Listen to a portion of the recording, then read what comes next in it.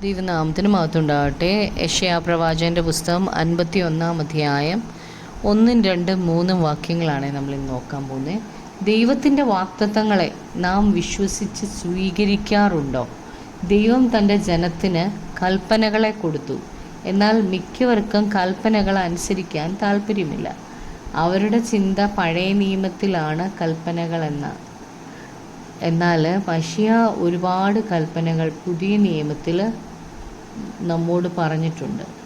ദൈവത്തിൻ്റെ കൽപ്പനകൾ ദൈവത്തിൻ്റെ ഹിതമാണ്, ദൈവത്തിൻ്റെ ഇഷ്ടമാണ്.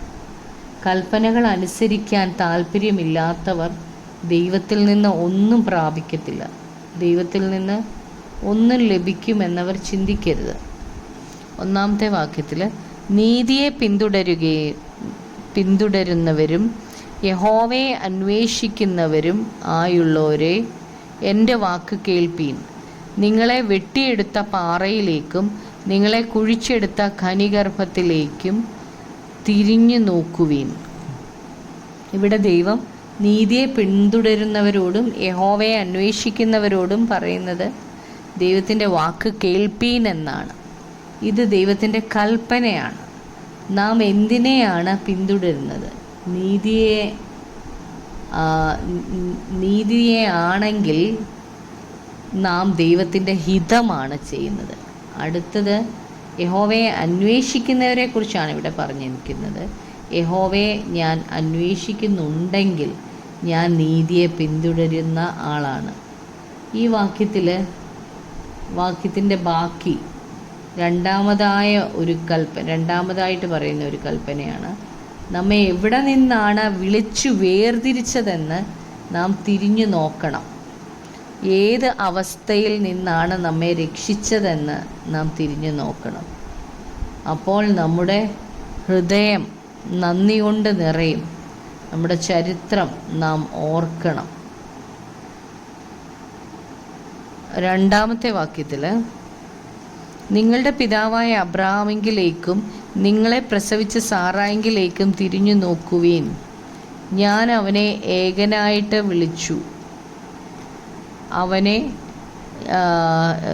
വിളിച്ച് അവനെ അനുഗ്രഹിച്ചു വർദ്ധിപ്പിച്ചിരിക്കുന്നു. വിശ്വാസികളുടെ പിതാവാണ് അബ്രഹാം. ദൈവഹിതം നിവർത്തിക്കാൻ ദൈവം തൻ്റെ ജനത്തെ ഉപയോഗിക്കും. അബ്രഹാമും സാറായുമാണ് നമ്മെ ജനിപ്പിച്ചത്. മറ്റുള്ളവരിൽ നിന്ന് അബ്രഹാമിനെ വ്യത്യസ്തനാക്കിയത് എന്താണെന്ന് വെച്ചാൽ, അബ്രഹാം ദൈവത്തിൽ വിശ്വസിച്ചു.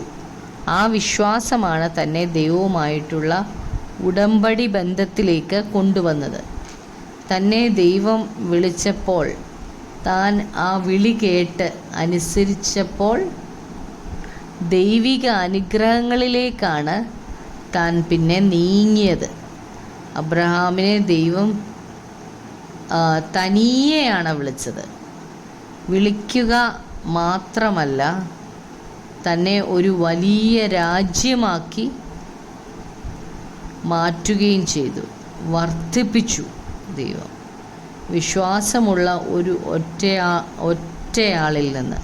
ഒരൊറ്റയാളിൽ നിന്നാണ് ഈ അനുഗ്രഹം തുടങ്ങിയത്. നമ്മെ വിളിച്ചിരിക്കുന്നത് അബ്രഹാമിനുണ്ടായിരുന്ന അതേ വിശ്വാസം നമ്മിൽ ഉണ്ടാകാനായിട്ടാണ്.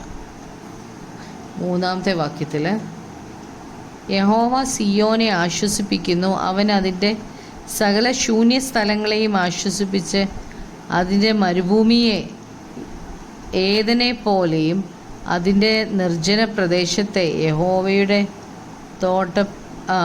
തോട്ടത്തെ പോലെയും ആക്കുന്നു.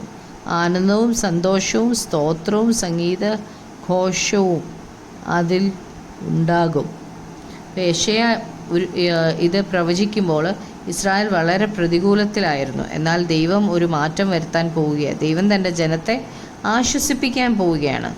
ദൈവത്തിൽ തൻ്റെ ജനം വിശ്വസിക്കുമ്പോൾ ആണ് ദൈവം അവരെ ആശ്വസിപ്പിക്കുന്നത്. ദൈവം അവരുടെ പ്രശ്നങ്ങൾ തീർത്തു കൊടുക്കും. എന്നാൽ അവർ വിശ്വസിക്കണം ദൈവം അവരെ വീണ്ടെടുക്കും എന്ന്. ദൈവത്തിൻ്റെ ആശ്വാസത്തിൻ്റെ ഫലമായിട്ട് അവരുടെ ശൂന്യ സ്ഥലങ്ങൾ മരുഭൂമിയും ഏദൻ പോലെയാകും. അങ്ങനെ സിയോനിൽ ആനന്ദവും സന്തോഷവും സ്തോത്രവും സംഗീതഘോഷവും ഉണ്ടാകും. അബ്രഹാമിൻ്റെ ജീവിതത്തിൽ ഈ വ്യത്യാസം കൊണ്ടുവന്നത് വിശ്വാസമാണ്. ദൈവം അത് നീതിയായി കണക്കിട്ടു. നമ്മോട് ദൈവം പറഞ്ഞിട്ടുള്ള വാഗ്ദത്തങ്ങൾ നാം വിശ്വസിക്കുകയും അതിനായി കാത്തിരിക്കുകയും വേണം. നമുക്ക് പ്രാർത്ഥിക്കാം. കർത്താവായ യേശുവേ, അങ്ങയുടെ വാഗ്ദത്തങ്ങൾക്കെല്ലാമായി നന്ദി പറയുന്നു. അങ്ങയുടെ നീതിയെ പിന്തുടരുവാനും യഹോവയെ അന്വേഷിക്കുന്നവരാക്കി ഞങ്ങളെ മാറ്റണമേ കർത്താവേ. അപ്പോൾ അങ്ങയുടെ വാക്ക് കേൾക്കുവാൻ കർത്താവെ, ഞങ്ങളെ എവിടെ നിന്ന് കൊണ്ടുവന്നു എന്നുള്ളത് ഞങ്ങളന്ന് തിരിഞ്ഞു നോക്കുവാൻ തക്കവണ്ണം ഞങ്ങൾക്ക് അങ്ങയുടെ കൃപ വേണം. പരിശുദ്ധാത്മാവ് തന്നെ ഞങ്ങളെ സഹായിക്കണം. യേശു ക്രിസ്തുവിൻ്റെ നാമത്തിൽ തന്നെ. ആമേൻ.